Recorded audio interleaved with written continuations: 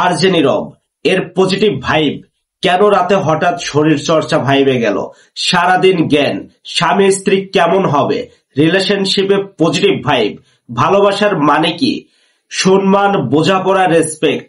আর আমরা বোকাশোকা শুনছিলাম, শেয়ার করছিলাম, বউ গার্লফ্রেন্ড তো রিলস পাঠাতে পাঠাতে নোটিফিকেশনই বন্ধ করে দিল।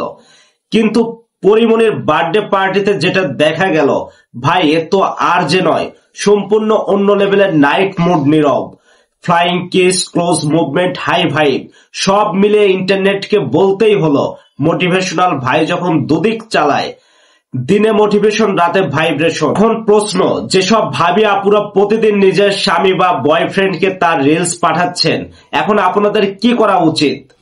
উত্তর খুব সিম্পল, রিলস পাঠাবেন, পাঠাতেই পারেন, কিন্তু মাথায় রাখবেন অনলাইন ব্যক্তিত্ব আর অফলাইন বাস্তবতা সবসময় এক না। কারো কথা শুনে নিজের সংসার চালাবেন না, নিজের মানুষের সাথে কথা বলুন, সমস্যার সমাধান নিজের ঘরেই হবে। নীরবের ঘটনায় যে শিক্ষা, মোটিভেশন শুনবেন, কিন্তু অন্ধভক্তি নয়, কারণ সব পজিটিভ ভাইবের পিছনে পজিটিভ মানুষ থাকে না। ধন্যবাদ সবাইকে।